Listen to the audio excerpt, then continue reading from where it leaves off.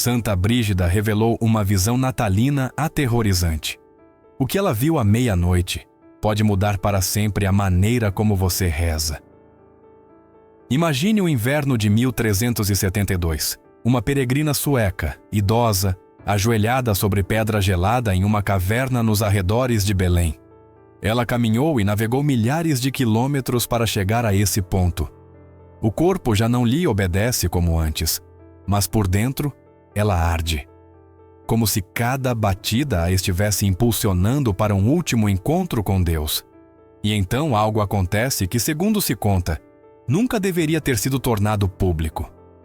A visão daquela noite continha algo tão estranho, tão teologicamente explosivo, que até mesmo seus seguidores mais fiéis discutiram se deveria ser incluída em suas revelações oficiais. Algumas partes foram deixadas de lado em silêncio. Notas foram adicionadas. Certos trechos foram traduzidos com uma deliberada vagueza. Mesmo assim, o texto latino original sobreviveu.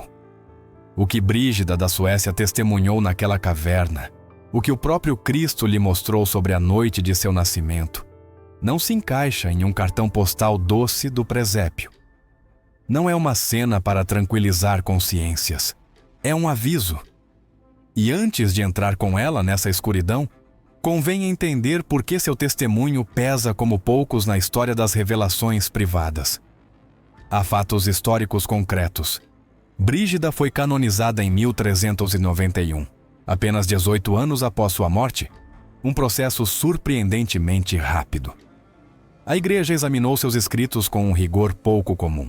Houve 3 comissões teológicas separadas que revisaram seus textos antes de aprovar a canonização. Séculos depois, em 1999, o Papa João Paulo II a declarou copadroeira de toda a Europa, não apenas da Suécia. Suas revelações, além disso, influenciaram a arte do Renascimento de forma profunda. A partir de 1400, inúmeras pinturas da Natividade incorporaram detalhes associados às suas visões. Maria ajoelhada diante do menino, a luz que irradia do corpo do recém-nascido, o boi e o asno aquecendo-o com seu hálito. Essas imagens se tornaram populares. Mas havia outros elementos em sua visão de Natal que quase ninguém pintou. Detalhes que os teólogos olharam com cautela. Coisas que raramente foram ensinadas ao povo. E é precisamente aí que esta história se torna incômoda, porque no coração de seu relato há algo que fala da nossa crise espiritual. A oração feita sem presença, a devoção realizada sem profundidade, a vida religiosa convertida em hábito. Se o Natal é o momento em que o céu toca a terra, o que significa então ajoelhar-se diante de Deus com o corpo aqui e a alma em outra parte? O que acontece com uma prece que soa correta, mas não conecta? E se o verdadeiro perigo não fosse deixar de rezar, mas continuar rezando de uma forma que nos esvazia por dentro sem percebermos? A viagem de Santa Brígida à Terra Santa foi uma mistura de obediência, loucura e fé levada ao extremo. Aos 69 anos, o corpo já era um peso que não respondia, mas sua alma sentia uma urgência inadiável. Ela dizia que o próprio Cristo lhe havia ordenado ir a Belém, para ver o lugar onde nasci e compreender o que o mundo esqueceu. Naquele século XIV, uma peregrinação da Suécia a Jerusalém era uma sentença quase certa de morte. As rotas marítimas estavam infestadas de piratas, as cidades assoladas pela peste e os desertos cheios de bandidos. No entanto, ela partiu sem hesitar, acompanhada por sua filha Catarina, seu confessor Pedro de Alvastra e um pequeno grupo de fiéis. A viagem durou meses. Atravessaram a Alemanha, a Itália e de Nápoles embarcaram rumo a Chipre e depois a Acre, o último porto cristão. O mar estava agitado e no meio de uma tempestade o barco quase naufragou. Os marinheiros juraram ter visto luzes verdes sobre as ondas, presságio de morte. Brígida permaneceu de joelhos, rezando o Salmo 23 enquanto as tábuas rangiam. Ainda que eu ande pelo vale da sombra e da morte, não temerei, repetia incessantemente. até que o vento acalmou de repente. Muitos viram nisso um milagre. Quando finalmente pisaram em terra no levante, Brígida já estava febril. As crônicas contam que ela perdeu a consciência por vários dias em Jafa e que ali teve sua primeira visão da viagem. Uma cena de Cristo carregando a cruz que lhe disse com voz firme: Tu também levarás tua cruz até o fim, mas a minha te abrirá o caminho. Mesmo debilitada, ela insistiu em continuar para Belém. Ninguém conseguia convencê-la a parar. Nem o calor, nem as feridas nos pés, nem os ladrões do caminho a desviaram de seu propósito. Se eu morrer lá, disse ela, que meu corpo descanse onde o Senhor nasceu. Quando o grupo finalmente chegou à pequena cidade, já era noite. Era inverno e o ar tinha aquele frio que corta os pulmões. Os monges franciscanos que guardavam a Basílica da Natividade a receberam com respeito. Prepararam-lhe um canto em uma cela estreita perto da gruta. Mas Brígida mal provou alimento. Passava as horas ajoelhada, em silêncio, contemplando a pedra que cobria o chão do lugar santo. O cansaço do corpo parecia desaparecer diante de uma concentração sobrenatural. Catarina, sua filha, escreveu que a mãe não dormia mais do que 1 ou 2 horas por noite, como se já não pertencesse a este mundo. Uma noite, pediu permissão para descer sozinha à caverna sob o altar-mor.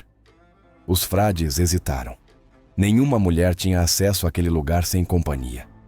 Mas a insistência daquela anciã era tão serena e absoluta que finalmente cederam. Desceu lentamente os degraus, apoiando-se em uma lamparina de óleo. O ar era espesso, quase imóvel. No centro do chão, uma estrela de prata marcava o ponto onde, segundo a tradição, Cristo havia nascido. Brígida se ajoelhou e colocou a testa sobre a pedra. Permaneceu assim por longo tempo, sem se mover. Alguns testemunhas afirmaram que o óleo da lamparina começou a agitar-se, como se uma brisa invisível o tocasse, embora a caverna não tivesse corrente de ar alguma. Então, tudo mudou. O que Brígida viu naquele instante não era a pedra nem o altar, mas o próprio Belém daquela noite sagrada. O chão desapareceu sob seus joelhos, e de repente ela sentiu o ar do inverno do ano zero, o cheiro do feno, o silêncio antes do nascimento. Ela já não estava no século XIV, mas na beira de um tempo suspenso. Foi ali que começou a visão que marcaria o resto de sua vida. Mas antes de continuar com o que aconteceu dentro dessa visão, a aparição de Maria, a luz viva, o nascimento que dividiu a história, há algo essencial a entender. Porque Deus lhe permitiu ver o que nenhum olho humano havia visto em 13 séculos. O que ele queria lhe mostrar sobre a fé, a carne e o mistério do princípio. A caverna onde Brígida desceu não era simplesmente um santuário. Era uma ferida aberta no tempo. Cada pedra havia absorvido séculos de orações, lágrimas e passos de peregrinos. O ar cheirava a cera queimada, incenso antigo e umidade. Ali, sob a Basílica da Natividade, o mundo parecia pulsar com um ritmo distinto, como se o presente e o passado coexistissem. Brígida permaneceu de joelhos, com a lamparina diante da estrela de prata incrustada no chão. A luz do óleo tremia, projetando sombras que se esticavam e retraíam como se respirassem. Foi então que o espaço começou a se dissolver. A pedra que tocava sua testa deixou de ser fria, tornou-se morna, quase viva. Um murmúrio se elevou das profundezas da rocha, um som que não era humano nem natural. Brígida acreditou no início que estava perdendo a razão. Tentou fazer o sinal da cruz, mas sua mão ficou suspensa no ar. Tudo ao seu redor se tornou um resplendor suave, dourado, como uma aurora sem sol. As sombras das velas desapareceram e, em seu lugar, uma claridade branca encheu a caverna. Brígida, disse uma voz. Não provinha de nenhum ponto concreto, mas de todas as partes. Olha e lembra-te. Ela ergueu os olhos. A pedra, a estrela, a abóbada desapareceram. Encontrou-se de pé sobre um chão coberto de palha. A gruta era essa mesma, mas mais viva. Não havia mármore, nem lamparinas, nem oferendas. Apenas a terra, o cheiro dos animais e o silêncio expectante da noite. Lá fora, um vento frio fazia as tábuas vibrarem. Um asno e um boi respiravam, exalando nuvens de vapor. E no meio dessa penumbra, a Virgem Maria se ajoelhava em oração. Não parecia uma rainha. Não havia trono nem esplendor. Estava sozinha, no chão, com um manto azul escuro cobrindo-lhe os ombros. Seu rosto era sereno, mas cheio de uma luz que não vinha de nenhuma chama. Era a luz da alma que sabe que o momento chegou. Brígida sentiu que devia desviar o olhar, mas não pôde. Um estremecimento percorreu todo o seu corpo. Era testemunha de algo que não pertencia a nenhum século. De repente, o ar se densificou. Um silêncio absoluto caiu sobre a gruta, tão profundo que até mesmo o hálito dos animais cessou. Maria inclinou a cabeça. De seu peito saiu um raio de luz que desceu até o chão. A terra tremeu suavemente e nessa claridade apareceu o menino, envolto em uma luminescência branca, sem choro nem ruído. Não foi um parto humano, foi uma revelação. Brígida caiu com o rosto em terra, tremendo. A voz que antes ouvira retornou. Assim foi meu nascimento, sem dor, sem sangue, sem ruído. A pureza deu à luz a pureza. O tempo, naquele instante, partiu-se. Brígida compreendeu que não estava vendo o passado, mas um presente eterno. Cada Natal, cada altar, cada missa eram ecos dessa mesma luz. O mistério não pertencia ao ontem, mas ao agora. Sentiu que suas lágrimas caíam sobre a palha, e ao olhar, viu que não eram suas. Eram as lágrimas de Maria, que olhava o menino com um amor tão silencioso que parecia deter o universo. Então, ouviu vozes distantes. Os anjos. Não cantavam com palavras, mas com pura vibração. Era uma música que não se ouvia com os ouvidos, mas com a alma. O glória encheu o ar como uma onda. Mas junto a essa glória, Brígida percebeu algo mais. Uma sombra, uma fenda no resplendor. No canto da gruta, uma figura invisível parecia observar, imóvel. E a voz lhe disse: "Olha, porque mesmo na noite do nascimento já começou o combate." Brígida quis perguntar, mas não havia linguagem para o que sentia. A visão não era para entender, mas para recordar. Quando a luz começou a desvanecer-se, encontrou-se novamente sobre a pedra fria, no século XIV. A lamparina continuava acesa, mas o ar já não era o mesmo, e em seu interior, ela sabia que o que havia visto não era um sonho, porque naquela caverna, o tempo havia se partido, e uma mulher do norte havia visto o princípio de tudo. O primeiro que Brígida percebeu não foi uma melodia celestial, nem uma visão consoladora, mas o frio. Não um frio normal, mas um frio que parecia atravessar o mundo como se a própria criação estivesse contendo a respiração. Segundo seu relato, ela se sentiu suspensa entre duas eras, como se estivesse na borda exata da história, justamente antes e justamente depois que Deus tomou carne. Era o instante prévio ao limiar, e ao mesmo tempo, o instante em que já não havia volta atrás. Nessa gruta, usada como refúgio de animais, viu José, não como uma figura decorativa, mas como um homem real, obrigado a proteger o impossível com mãos humanas. E o que a surpreendeu não foi apenas sua presença, mas a qualidade de sua atenção. Brígida descreve que sua alma se lhe mostrava como um recipiente claro, transparente, sem divisões, sem duplicidade. Cada partícula de seu ser estava orientada para o divino. Não havia cálculo, nem pose, nem ruído interior.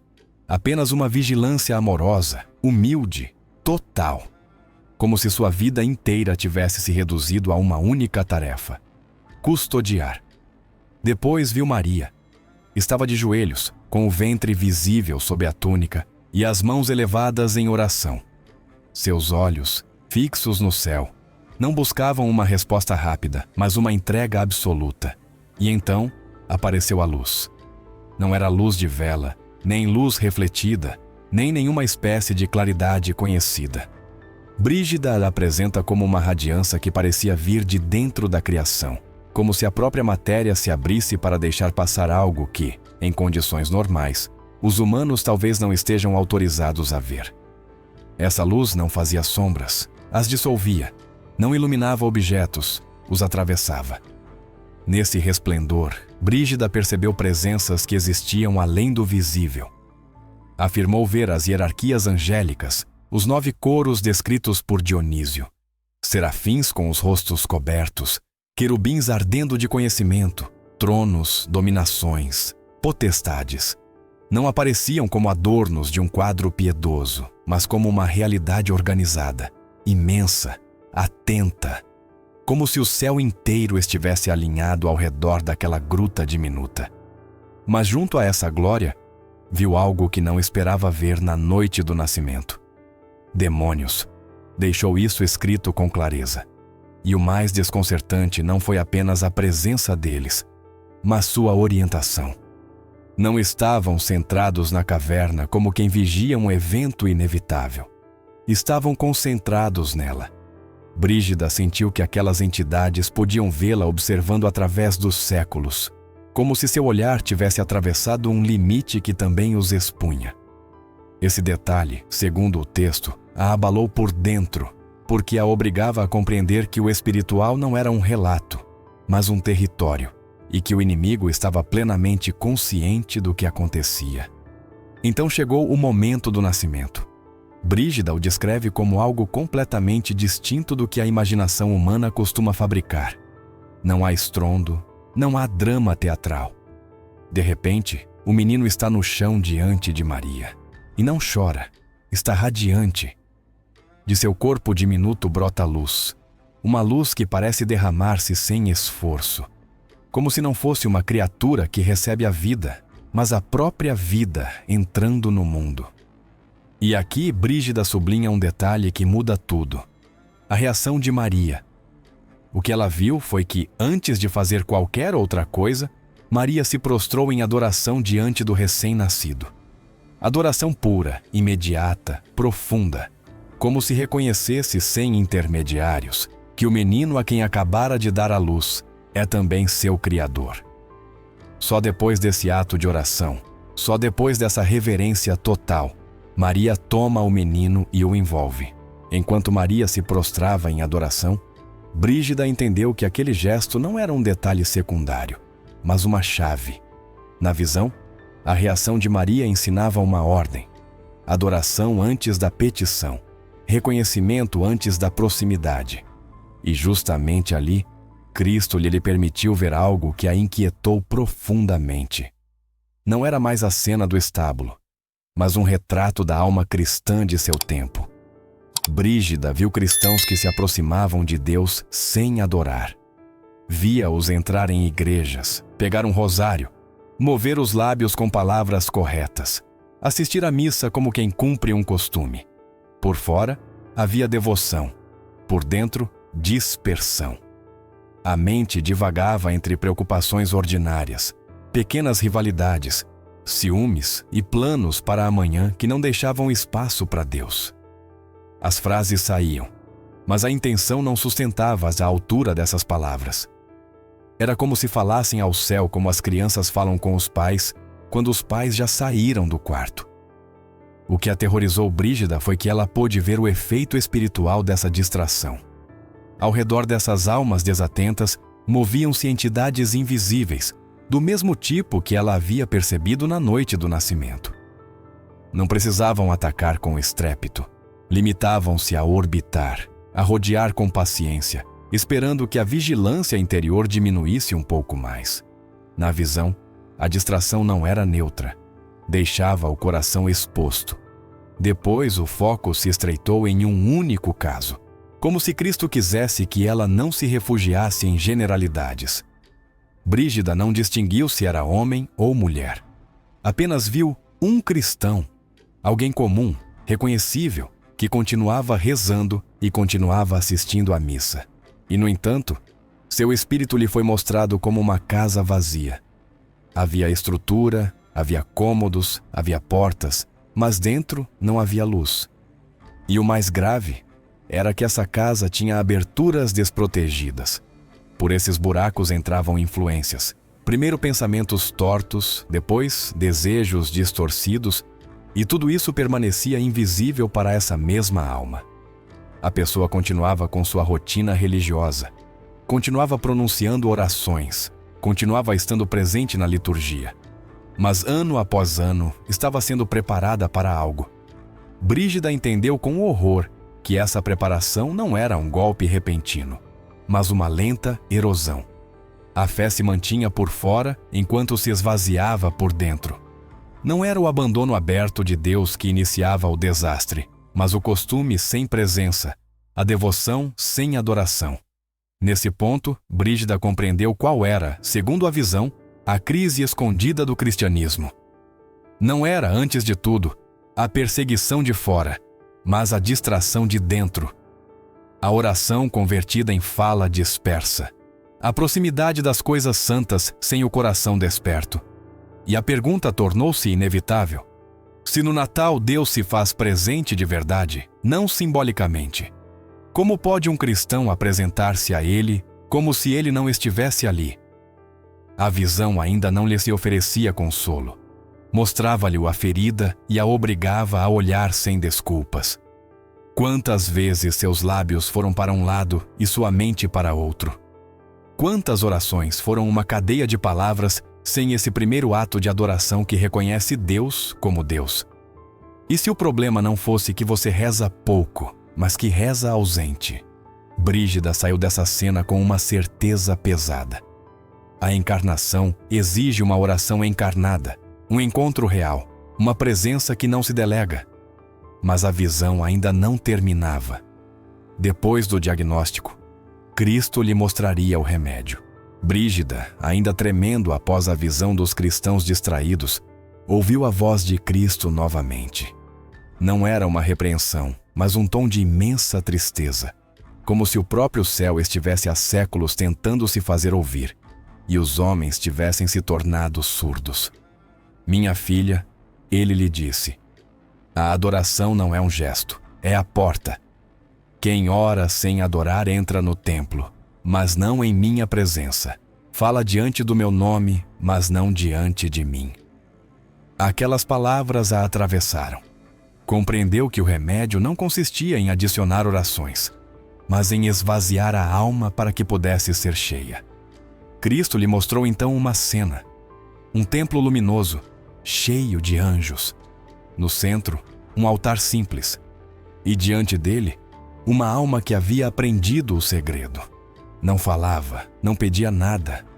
Apenas estava ali, completamente presente, sem máscara, sem distração.